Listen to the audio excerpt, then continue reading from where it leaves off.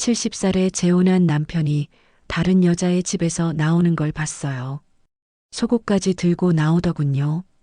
저는 그날 밤 수면제를 손에 들고 있었어요. 이대로 끝낼까 생각했죠. 하지만 지금 저는 살아있고 새로운 사랑을 하고 있어요. 배신이 준 선물이었죠. 이정희는 침대 옆 탁자에 놓인 사진을 바라봤어요. 돌아가신 첫 남편과 찍은 마지막 사진이었죠. 65세의 남편을 하늘로 보낸 뒤 5년이 흘렀어요. 70이 된 지금도 빈자리는 채워지지 않았죠. 아침마다 혼자 먹는 밥상이 쓸쓸했어요. 저녁이면 텅 빈 거실이 더 넓게 느껴졌고요. 그러던 어느 날이었어요. 교사 시절 제자들이 모임을 열었죠. 은퇴한 선생님들을 초대하는 자리였어요. 이정희는 망설이다 참석했어요. 오랜만에 만난 제자들이 반가웠죠. 다들 중년이 되어 있었어요. 그곳에서 김도연을 만났어요.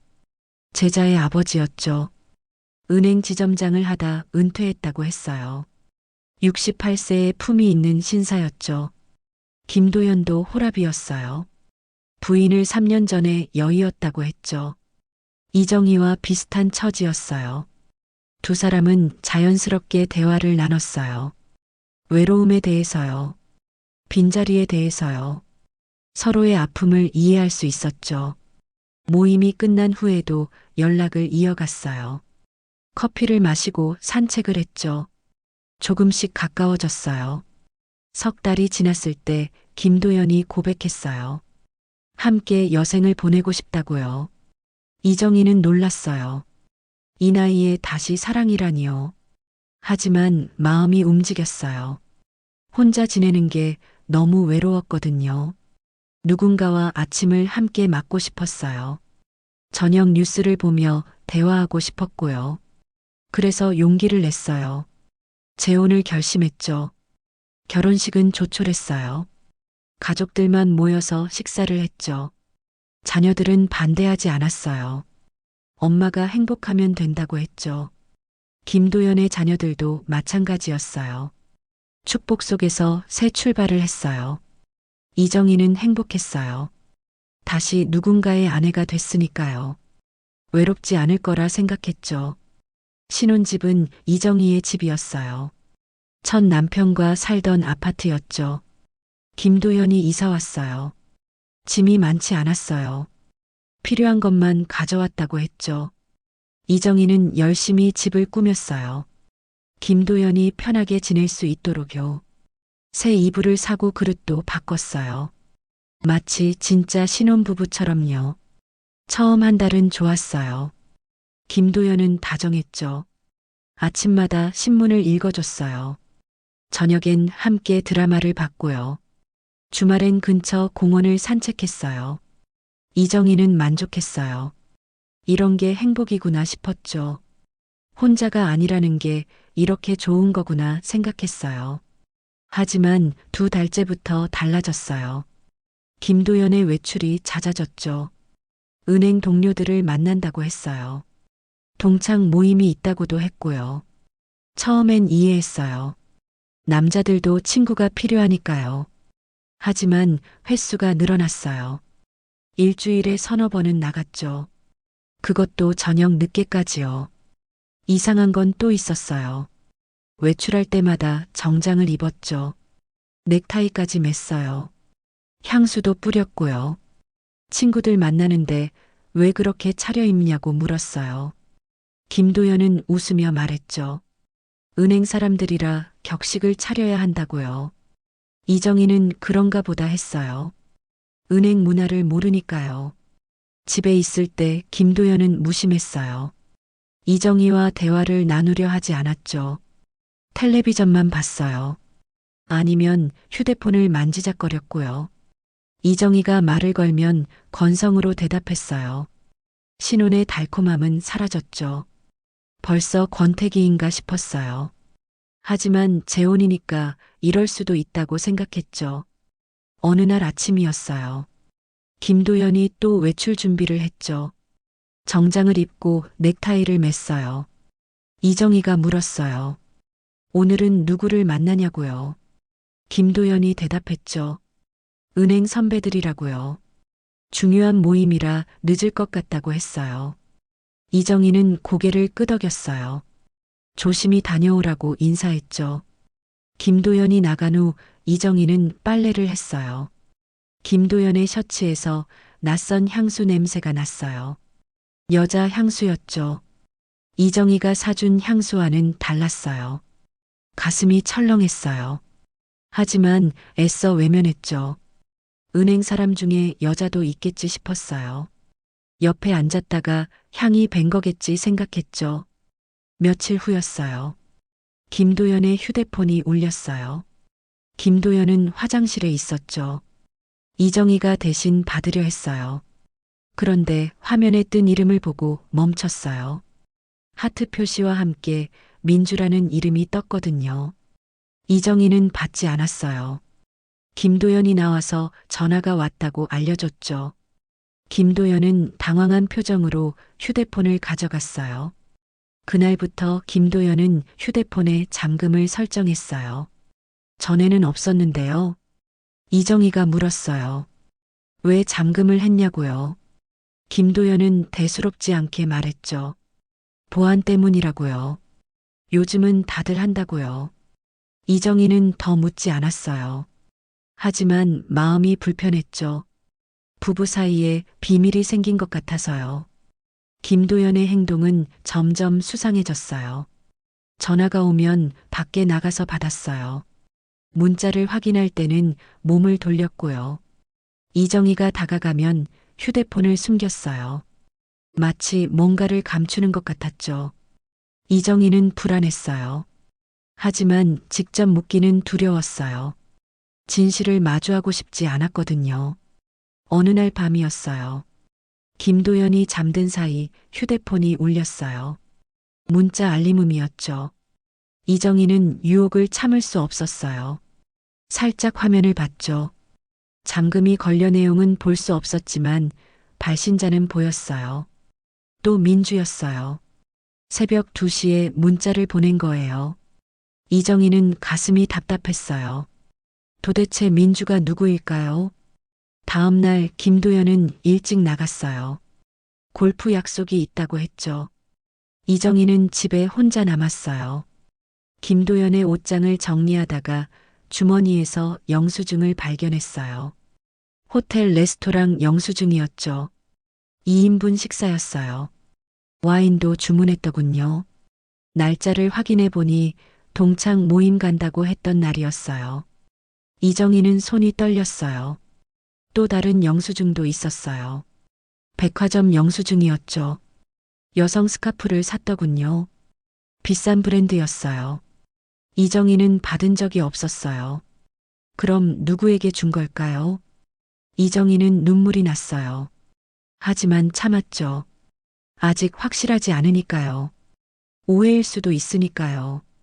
하지만 마음속 의심은 점점 커졌어요. 김도연이 돌아왔을 때 이정희는 아무렇지 않은 척했어요.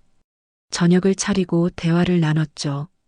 하지만 김도연의 모든 행동이 거짓으로 보였어요. 웃음도 가식 같았고 다정함도 연기 같았죠. 이정희는 괴로웠어요. 차라리 모르는 게 나았을까요? 하지만 이미 알아버렸어요. 김도연이 비밀을 숨기고 있다는 걸요. 토요일 저녁이었어요. 김도연이 또 외출을 준비했죠. 이번엔 동창회라고 했어요. 1년에 한 번 하는 모임이라 꼭 가야 한다고요. 이정희는 알겠다고 했어요. 하지만 믿지 않았죠. 동창회 치고는 너무 차려입었거든요. 새 양복에 구두까지 반짝거렸어요. 머리도 단정하게 넘겼고요. 김도연이 나간 후 이정희는 혼자 저녁을 먹었어요. 김치찌개에 밥 한 공기였죠. 텔레비전을 봤지만 집중이 안 됐어요. 자꾸 김도연 생각이 났거든요.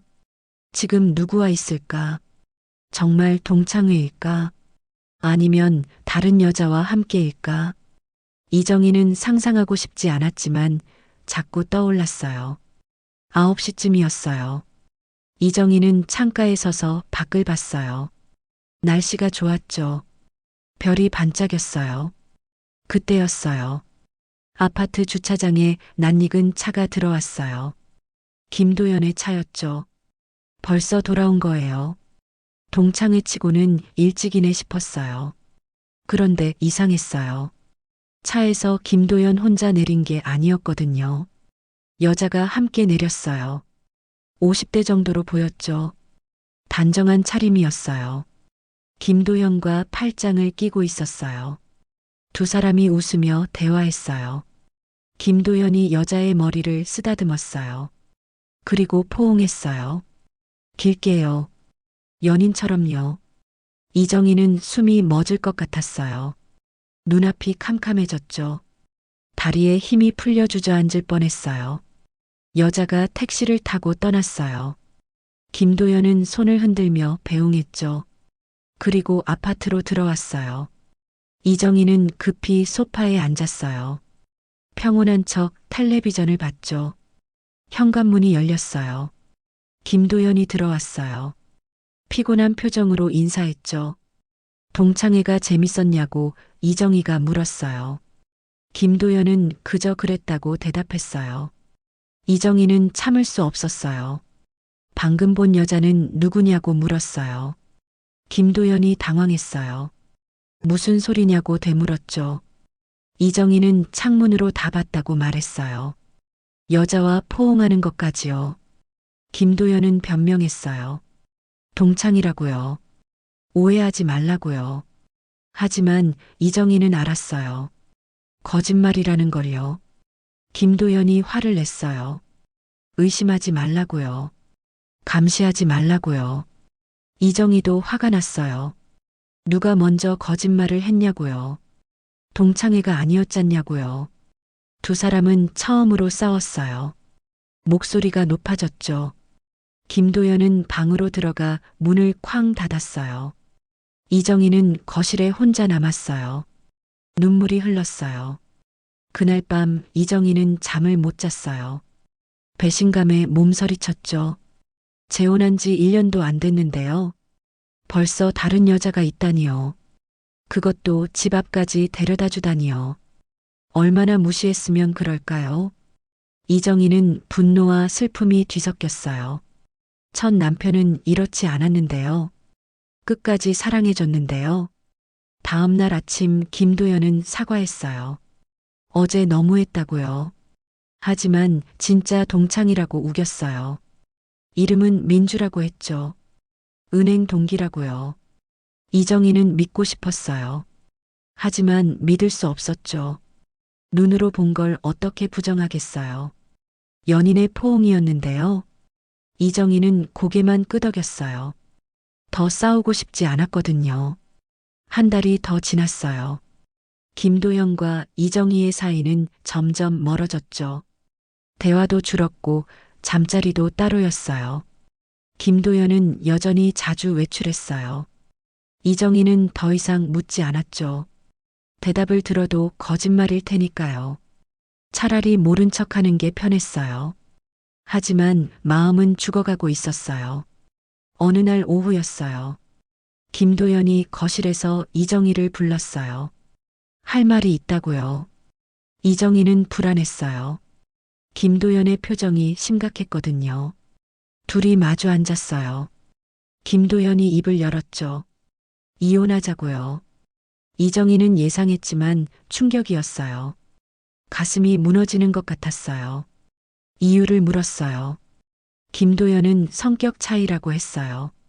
맞지 않는다고요. 하지만 이정희는 알았어요. 민주 때문이라는 걸요. 김도연이 선택한 건 이정희가 아니라 민주였어요. 1년 남짓한 결혼 생활이 이렇게 끝나는 거였어요. 이정희는 울고 싶었지만 참았어요. 자존심이 허락하지 않았거든요. 김도연은 준비를 다 해왔어요.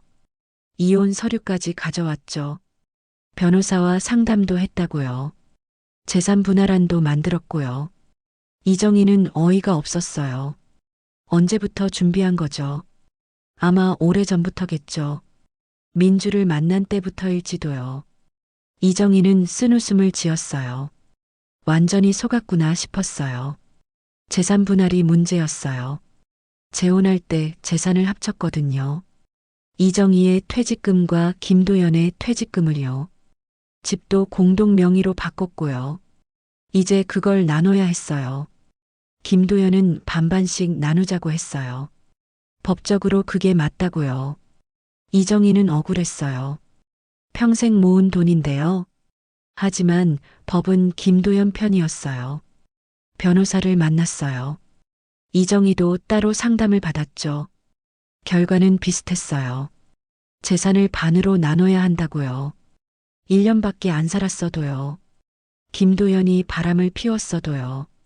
증거가 없으면 소용없다고 했어요. 이정희는 막막했어요. 70살에 재산의 절반을 잃게 생겼으니까요. 이혼 과정은 빨랐어요. 김도연이 서두른 거죠. 아마 민주와 빨리 재혼하고 싶었겠죠. 이정희는 저항할 힘이 없었어요. 지쳐 있었거든요. 정신적으로도 육체적으로도요. 결국 도장을 찍었어요. 이혼 서류예요. 손이 떨렸지만 찍었어요. 그렇게 두 번째 결혼도 끝났어요. 집을 팔았어요. 반으로 나눴죠. 이정희는 작은 원룸으로 이사했어요. 짐을 풀면서 눈물이 났어요. 평생 살던 집을 떠나야 하다니요. 추억이 가득한 곳인데요. 첫 남편과의 기억도 있는 곳인데요. 하지만 어쩔 수 없었어요. 혼자 살기엔 너무 컸고 돈도 필요했으니까요. 원룸은 좁았어요. 방 하나에 작은 부엌이 전부였죠. 창문도 작아서 햇빛이 잘 안 들어왔어요. 이정희는 짐을 정리하며 한숨을 쉬었어요. 70살에 이런 곳에서 살게 될 줄이야요. 인생이 이렇게 망가질 줄 몰랐어요. 재혼이 이런 결과를 가져올 줄도요. 돈이 부족했어요. 재산의 절반을 잃었으니까요. 원룸 월세도 부담이었어요. 연금으로는 턱없이 모자랐죠. 생활비를 아껴야 했어요. 외식은 꿈도 못 꿨고 시장 볼 때도 계산기를 두드렸어요. 평생 이렇게 살아본 적이 없었는데요. 교사로 일하며 안정적으로 살았는데요. 더 힘든 건 외로움이었어요. 혼자 밥을 먹고 혼자 잠을 잤어요. 말할 사람이 없었죠. 텔레비전이 유일한 친구였어요. 하지만 텔레비전은 대답해주지 않았어요. 이정희는 벽을 보고 혼잣말을 했어요. 미쳐가는 것 같았어요. 이렇게 살다가 죽는 건가 싶었죠. 친구들에게 연락하기도 어려웠어요. 재혼했다고 자랑했었거든요. 행복하다고 떠들었었죠. 이제 와서 이혼했다고 어떻게 말하겠어요. 창피했어요. 자존심이 상했죠. 그래서 아무에게도 연락하지 않았어요. 핸드폰은 울리지 않았고 문을 두드리는 사람도 없었어요. 우울증이 찾아왔어요. 아침에 일어나기가 힘들었어요. 일어나도 할 일이 없었죠. 하루 종일 침대에 누워 있었어요. 밥도 제대로 안 먹었어요. 컵라면으로 때웠죠. 가끔은 그것도 귀찮아서 굶었어요. 살이 빠지기 시작했어요. 거울을 보니 초췌한 얼굴이었어요. 이게 나인가 싶었죠. 밤이 되면 더 괴로웠어요. 잠이 오지 않았거든요. 천장을 보며 생각했어요. 왜 재혼했을까? 왜 김도연을 믿었을까? 혼자 살았으면 이런 일은 없었을 텐데. 후회가 밀려왔어요. 하지만 돌이킬 수 없었죠. 이미 일어난 일이니까요. 과거는 바꿀 수 없으니까요. 어느 날 밤이었어요. 이정희는 수면제를 손에 들고 있었어요. 의사가 처방해준 약이었죠. 불면증 때문에요. 하지만 그날은 다른 생각이 들었어요. 이걸 다 먹으면 어떻게 될까? 편하게 잠들 수 있을까? 영원히요. 이정희는 유혹을 느꼈어요. 이렇게 사는 것보다 나을지도 모른다고요. 하지만 약을 내려놓았어요. 아직은 아니라고 생각했죠. 자녀들 얼굴이 떠올랐거든요. 엄마가 이렇게 죽으면 얼마나 슬플까요? 평생 죄책감을 느낄 거예요. 이정희는 그럴 수 없었어요. 자식들에게 상처를 줄 수 없었죠. 그래서 참기로 했어요. 하루하루 버티기로요. 한 달이 지났어요. 이정희는 여전히 원룸에 있었어요. 우울증도 계속됐죠. 하지만 조금씩 밖에 나가기 시작했어요. 동네 마트에 가고 공원을 산책했어요. 사람들을 보는 것만으로도 위안이 됐거든요. 혼자가 아니라는 느낌이 들었어요. 세상과 연결되어 있다는 느낌이요. 어느 날 주민센터에 갔어요. 서류를 떼러 갔는데 게시판이 보였어요. 노인문의 교실 강사 모집 공고였죠. 한글을 못 읽는 어르신들을 가르치는 일이었어요. 이정희는 멈춰 섰어요. 교사였던 시절이 떠올랐거든요. 학생들을 가르치던 때가요. 그때는 살아있다는 느낌이 들었는데요. 망설였어요. 70살에 다시 가르칠 수 있을까요? 체력이 될까요? 마음의 상처가 아직 아픈데요. 하지만 뭔가 해야 했어요. 이대로 있으면 정말 죽을 것 같았거든요. 우울증에 잡아먹힐 것 같았어요. 그래서 용기를 냈어요. 지원서를 작성했죠. 떨리는 손으로요. 면접을 봤어요. 주민센터 직원이 물었죠. 왜 지원했냐고요? 이정희는 대답했어요. 다시 가르치고 싶다고요. 누군가에게 도움이 되고 싶다고요. 그리고 솔직히 말했어요. 혼자 있기 외롭다고요. 직원은 이해한다며 웃었어요. 경력을 보니 충분하다고 했죠. 다음 주부터 시작하면 된다고요. 첫 수업 날이었어요. 이정희는 떨렸어요. 오랜만에 교단에 서는 거였으니까요. 교실에 들어갔어요. 10명 정도의 어르신들이 앉아 있었어요. 60대부터 80대까지 다양했죠. 모두 한글을 배우고 싶어 하는 분들이었어요. 이정희는 인사했어요. 앞으로 잘 부탁드린다고요. 수업이 시작됐어요. 이정희는 기억부터 가르쳤어요. 칠판에 크게 썼죠. 어르신들이 따라 썼어요. 삐뚤빼뚤했지만 열심히였어요. 이정희는 한 분 한 분 돌아다니며 도와드렸어요. 손을 잡고 함께 썼죠. 잘하신다고 격려했어요. 어르신들이 웃었어요. 선생님이 친절하다고요. 수업이 끝나고 어르신들이 인사했어요. 고맙다고요. 재밌었다고요. 다음 시간이 기다려진다고요. 이정희는 가슴이 뭉클했어요. 오랜만에 들어보는 감사 인사였거든요. 필요한 사람이 된 기분이었어요. 살아있다는 느낌이 들었죠. 교사 시절의 열정이 되살아났어요. 동료 강사들도 있었어요. 다른 과목을 가르치는 분들이었죠. 점심시간에 함께 밥을 먹었어요. 대화를 나눴죠. 모두 은퇴한 분들이었어요. 외로움을 달래려 자원봉사를 시작했다고요. 이정희는 공감했어요. 혼자가 아니구나 싶었죠. 비슷한 처지의 사람들이 있다는 게 위로가 됐어요. 그 중에 최성호라는 분이 있었어요. 67세의 남자였죠. 사진관을 운영하다 은퇴했다고 했어요. 컴퓨터 교실을 담당하고 있었어요. 최성호는 유머가 있었어요. 재미있는 이야기로 분위기를 밝게 만들었죠. 이정희도 오랜만에 웃었어요.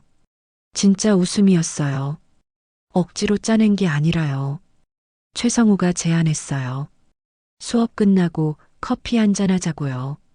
이정희는 망설였어요. 남자와 단둘이 커피를 마신다니요. 하지만 동료니까 괜찮다고 생각했어요. 카페에 갔죠. 커피를 마시며 이야기했어요. 교육에 대해서요. 학생들에 대해서요. 편안한 대화였어요. 부담스럽지 않았죠. 최성호는 사진을 보여줬어요. 직접 찍은 사진들이었죠. 풍경 사진이 많았어요.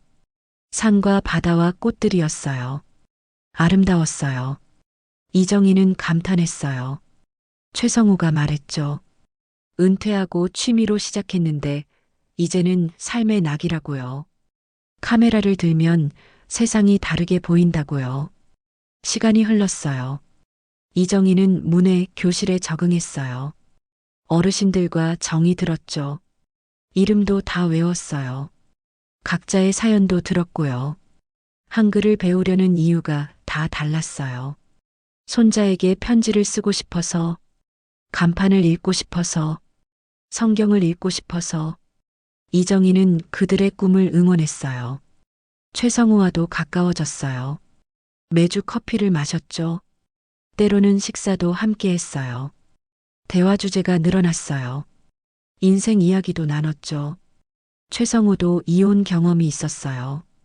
오래전 일이라고 했지만요. 서로의 상처를 이해할 수 있었어요. 위로가 됐죠. 어느 날 최성우가 제안했어요. 사진을 배워보지 않겠냐고요. 이정희는 거절했어요. 나이가 많아서 어렵다고요. 하지만 최성우는 설득했어요. 나이는 숫자일 뿐이라고요. 새로운 걸 배우면 삶이 풍요로워진다고요. 이정희는 고민하다 수락했어요. 뭐라도 해보자 싶었거든요. 첫 촬영 나들이였어요. 근처 공원에 갔죠. 최성우가 카메라 사용법을 알려줬어요. 조리개와 셔터 속도를 설명했죠. 이정희는 어려워했어요. 하지만 최성우는 인내심 있게 가르쳤어요. 천천히 하나씩 익히면 된다고요. 조급해하지 말라고요. 이정희가 처음 찍은 사진은 벚꽃이었어요. 흔들렸지만 나름 괜찮았어요. 최성우가 칭찬했어요. 재능이 있다고요. 이정희는 기분이 좋았어요. 칭찬받은 게 얼마만인지요. 김도연은 한 번도 칭찬한 적이 없었는데요. 이정희는 사진에 재미를 느끼기 시작했어요. 매주 촬영을 나갔어요. 산에도 가고 바다에도 갔죠. 이정희는 세상을 다르게 보기 시작했어요. 카메라 렌즈를 통해 본 세상은 아름다웠어요. 평소에는 못 봤던 것들이 보였죠. 나뭇잎의 결, 물방울의 반짝임, 노을의 그라데이션, 모든 게 새로웠어요. 최성우와 함께 있으면 편했어요. 억지로 대화하지 않아도 됐어요. 침묵도 자연스러웠죠. 각자 사진을 찍다가 가끔 서로의 작품을 봤어요. 조언을 주고받았죠. 경쟁이 아니라 동행이었어요. 이정희는 오랜만에 평화를 느꼈어요. 마음이 안정됐어요. 어느 날 저녁이었어요. 촬영을 마치고 돌아오는 길이었죠. 최성우가 말했어요. 이정혜 씨와 함께해서 행복하다고요. 외롭지 않다고요. 이정희도 마찬가지였어요.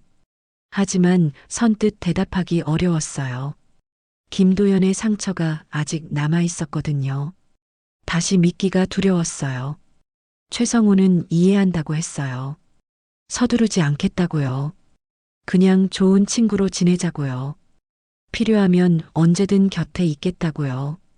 이정희는 고마웠어요. 부담 주지 않는 최성우가요. 그래서 더 마음이 열렸어요. 조금씩 천천히요. 급하지 않게요. 1년이 지났어요. 이정희는 많이 달라졌어요. 우울증이 사라졌죠. 매일 아침 일어나는 게 기대됐어요. 오늘은 무엇을 가르칠까? 어떤 사진을 찍을까? 하루하루가 의미 있었어요. 원룸은 여전히 좁았지만 불만스럽지 않았어요. 오히려 아늑했죠. 문해 교실은 계속됐어요. 어르신들의 실력이 늘었어요. 이제는 간단한 문장을 쓸 수 있었죠. 손자에게 편지를 쓴 할머니도 있었어요. 간판을 읽게 된 할아버지도 있었고요. 이정희는 뿌듯했어요. 누군가의 삶을 바꿔준 거니까요. 교사로서 최고의 보람이었죠. 사진 실력도 늘었어요. 이제는 혼자서도 찍을 수 있었어요. 매일 산책하며 사진을 찍었죠. 계절의 변화를 담았어요. 봄의 새싹, 여름의 녹음, 가을의 단풍, 겨울의 설경, 사계절이 아름다웠어요. 전에는 몰랐던 아름다움이었죠. 최성우와의 관계도 발전했어요. 이제는 연인이었죠. 공식적으로 사귀기 시작했어요. 주변 사람들도 알았어요. 축하해줬죠. 잘 어울린다고요. 이정희는 행복했어요. 다시 사랑할 수 있다는 게 놀라웠어요. 상처받은 마음이 치유됐어요. 김도연 이야기가 가끔 들렸어요. 민주와 재혼했다가 또 이혼했다고요. 민주도 바람을 피웠대요. 인과응보라고 생각했어요. 하지만 더 이상 미워하지 않았어요. 오히려 감사했죠. 그 배신 덕분에 새로운 삶을 찾았으니까요. 진짜 행복을 발견했으니까요. 이정희는 사진전을 열었어요.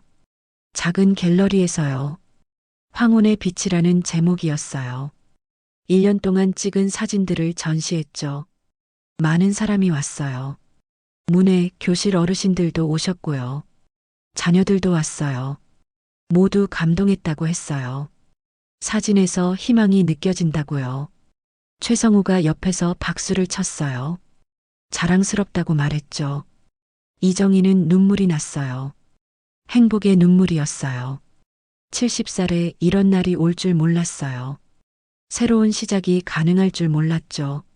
하지만 가능했어요. 포기하지 않았으니까요. 다시 일어섰으니까요. 전시의 마지막 날이었어요. 이정희는 마지막 사진 앞에 섰어요. 황혼의 노을 사진이었죠. 가장 좋아하는 작품이었어요. 최성우가 카메라를 들었어요. 이정희를 찍으려고요. 이정희는 미소 지었어요. 그리고 말했죠. 젊을 때는 몰랐어요. 황혼의 빛이 이렇게 따뜻할 수 있다는 걸요. 셔터 소리가 들렸어요. 찰칵. 그 순간이 영원히 기록됐어요. 70살 이정희의 행복한 미소가요. 배신을 딛고 일어선 여인의 당당함이요. 이정희는 깨달았어요. 인생은 끝날 때까지 끝난 게 아니라는 걸요. 황혼도 아름다울 수 있다는 걸요. 새로운 시작은 언제든 가능하다는 걸요. 70살에 재혼한 남편에게 배신당했어요. 다른 여자와 바람이 났고 이혼을 요구했죠. 재산도 절반을 잃었어요. 원룸에서 혼자 살며 수면제를 손에 들었던 날도 있었어요. 죽고 싶을 만큼 외롭고 힘들었거든요. 하지만 저는 다시 일어섰어요.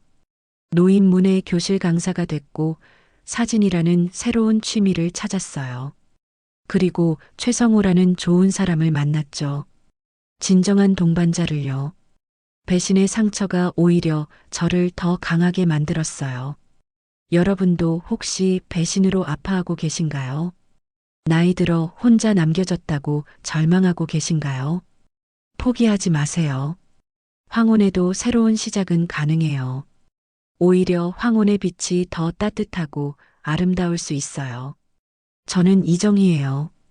72살의 사진작가이자 한글 교사예요. 배신당했지만 무너지지 않았어요. 오히려 진짜 제 삶을 찾았죠. 이제는 매일이 선물 같아요. 가르치는 기쁨과 창작의 즐거움이 있거든요. 그리고 곁에는 진심으로 저를 아껴주는 사람이 있어요. 기억하세요.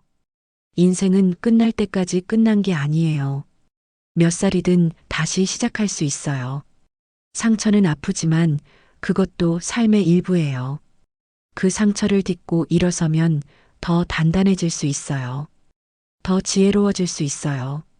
황혼은 끝이 아니라 또 다른 시작이에요. 노을이 아름다운 것처럼 우리 인생의 황혼도 아름다울 수 있어요. 포기하지 말고 도전하세요. 배우고 사랑하고 창조하세요. 그게 진정한 삶이에요.